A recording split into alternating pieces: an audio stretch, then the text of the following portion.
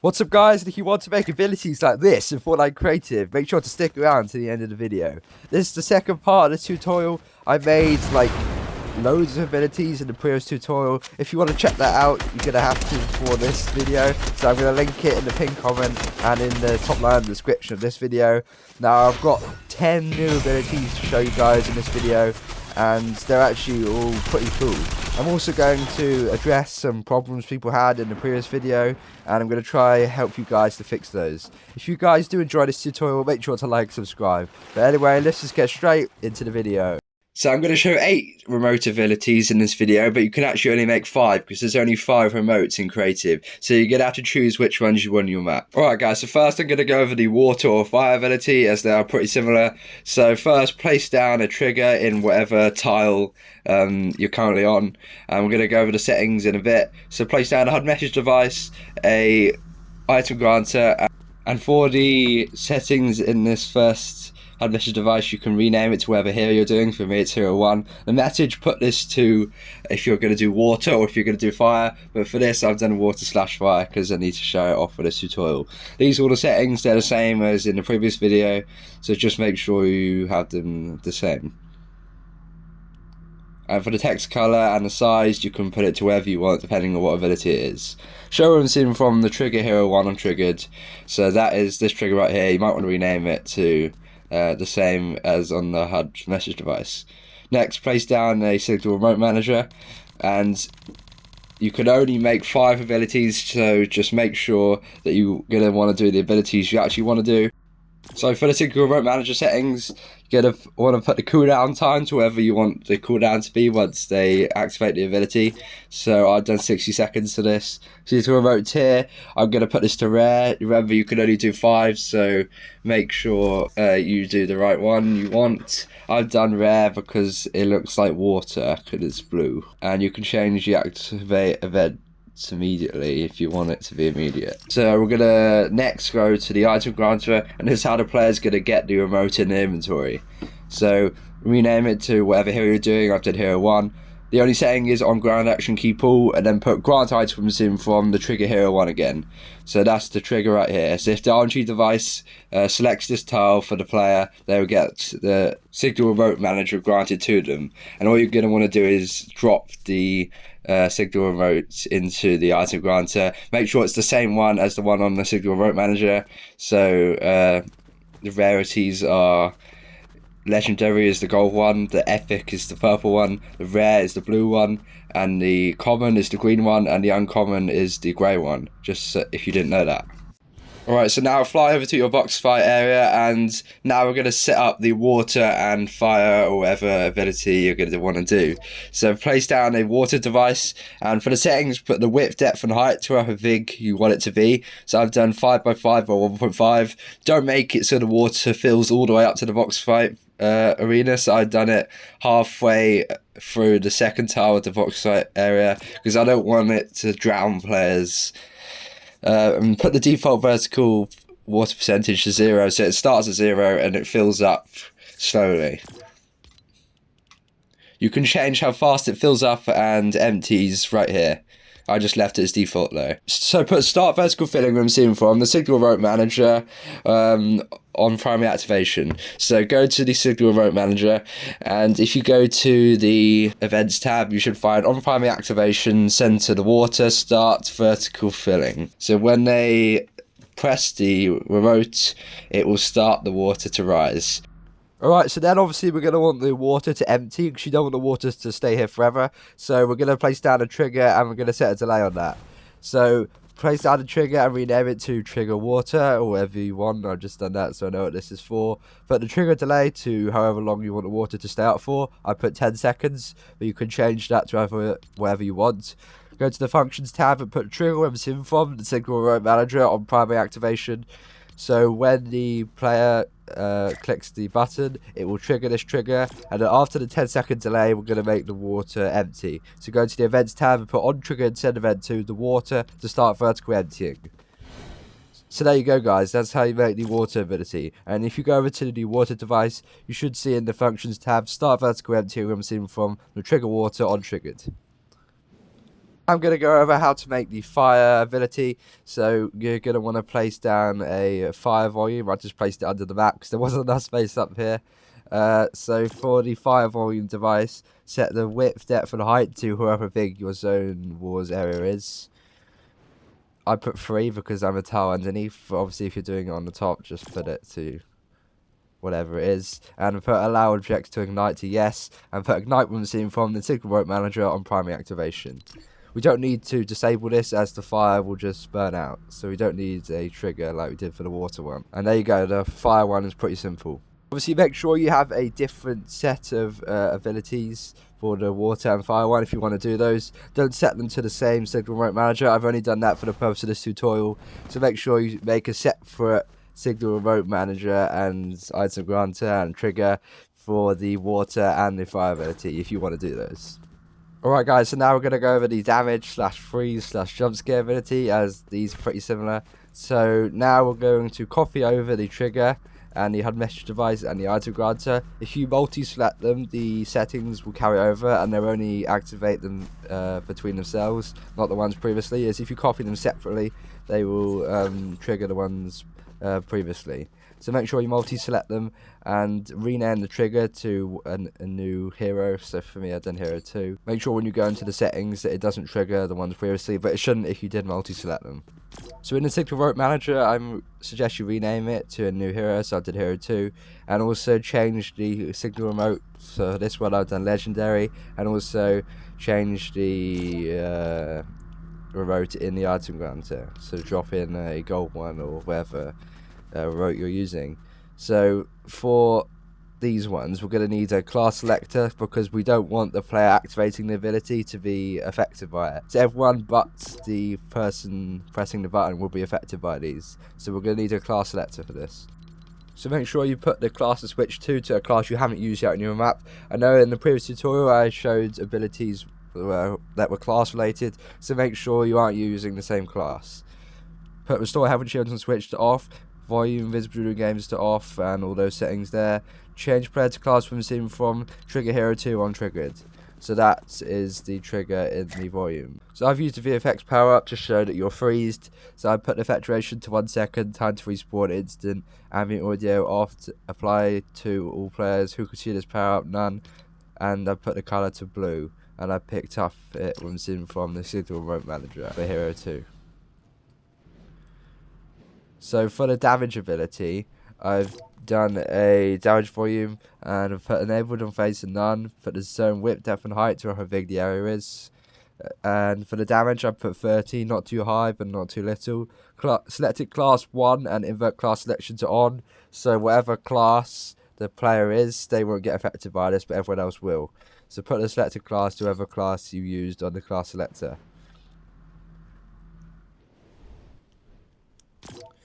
And then put enable them in from the signal remote manager hero 2 on primary activation. So when they press the trigger, it will enable the damage volume and everyone will get damaged. Then place down a trigger, and we're going to put a 1 second delay on this, so the damage volume doesn't stay up forever. So it's trigger when seen from the signal remote manager, and on triggered it's going to disable the damage volume. So now I'm going to show you how to do the freeze ability. So you're going to need a mutator zone for this, and put the zone width, depth and height again to however big your area is. Put a selected class to whatever class you had in the class selector, and put invert class selection to on. And I put allow editing, jumping to no, and the movement multiplier to 0, which means they'll be stuck still. And put enable when seen from the signal remote manager on primary activation, and it's disabled when seen from that 1 second delay. So they're only freezed for 1 second, and the player activating the ability won't get affected by this as they're in class 1, and everyone in class 1 won't get affected by this. So for the jump scare, I've just done a character device of Jonesy and then put a camera fixed point in front of him. So as you can see, when they get jump scared, this is what they'll see for 1 second, which is quite funny. So for add to players on start to off, transition in time I put 0, transition in type linear, transition out time 0, and transition out type linear. Affected class 1 and invert class selection to on. So everyone but the person using the ability will get a jump scare. And put add to all when seen from the signal remote manager, and remove from all when seen from the 1 second delay on the trigger. As you can see, all these abilities have a delay of 1 second.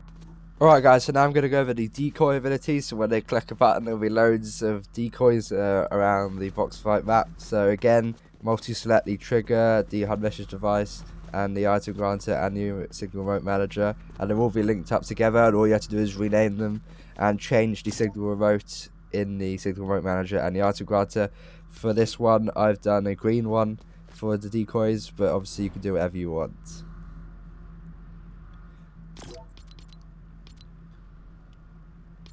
As you can see, I put it to uncommon, which is the green one.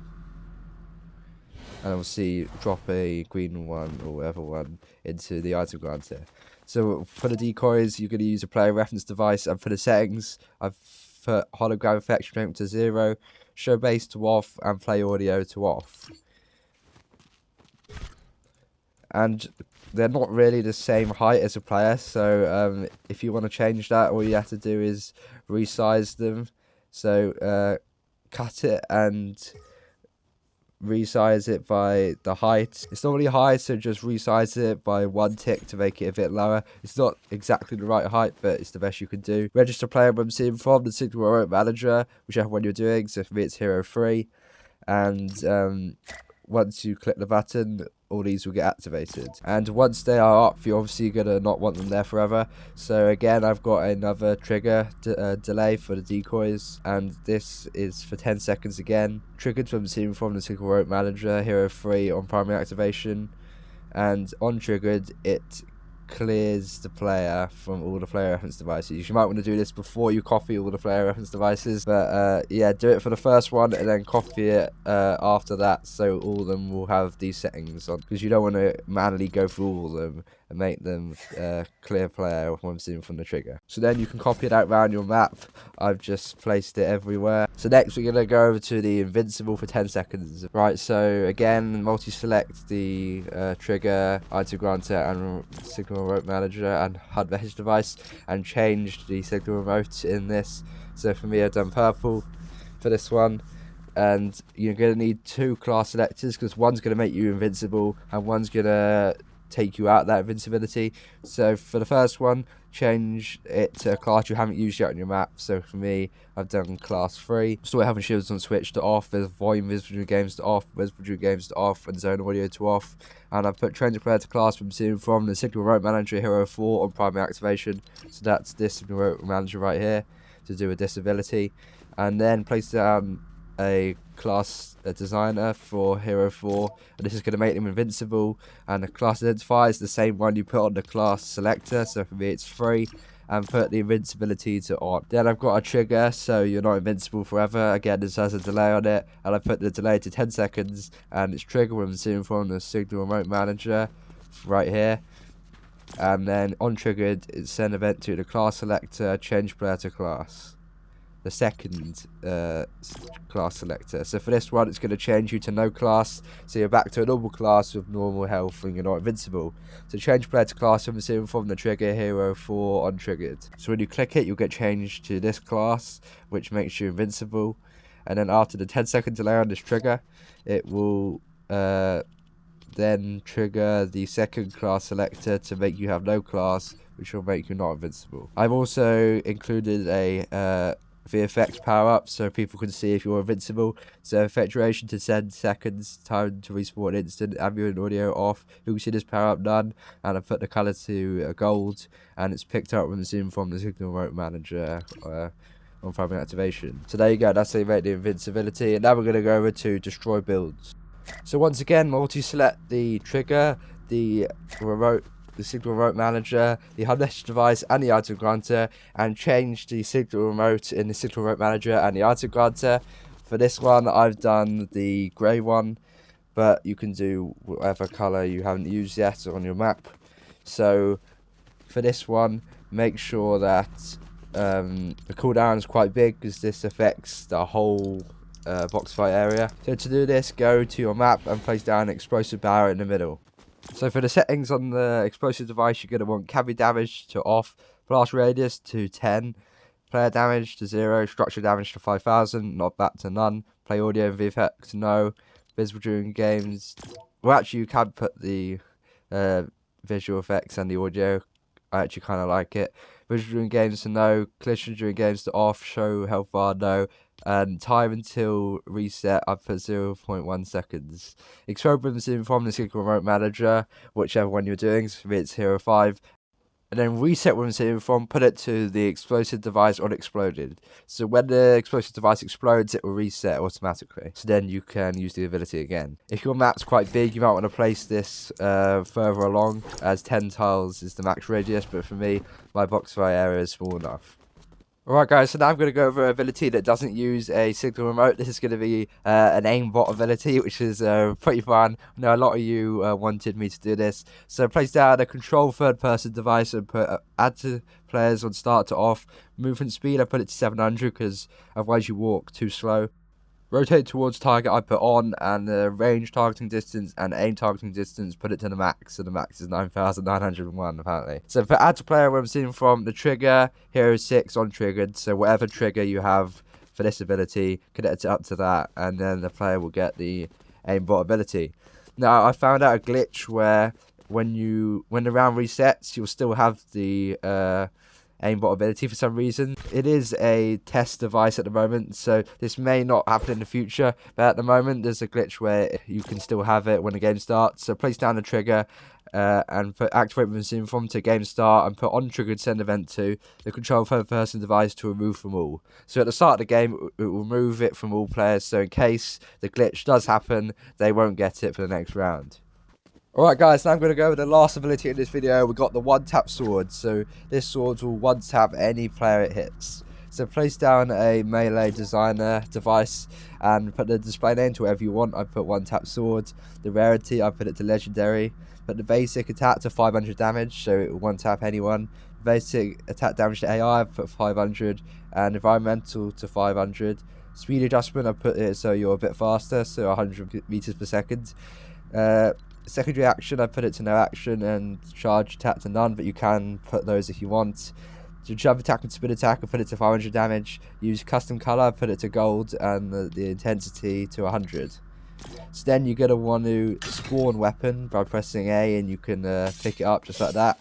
And then you can use it, and all you want to do is drop it into the item granter, just like that. And make sure the item granter is linked up to the trigger, so when that trigger is triggered, it will give them the sword. And there you go, that's how to make the one tap sword ability. Pretty simple. Right guys, so the first problem was that not all players were getting an ability. Now this is a pretty simple one to fix. All the problem was that all the player spawners you had in your map were not all triggering the RNG device. I may not have made that clear in the previous video, but you're going to want every player spawner to trigger the random number generator to activate, so then they will get an ability. Right, so the second problem was that people were getting multiple abilities at once. So this is that on the functions and events tab, you have the triggers activating multiple abilities at once. You only want the triggers to be activating one ability at once. Make sure that they are not activating multiple, otherwise they will get multiple abilities at once. So just make sure that each trigger is only activating one ability at a time.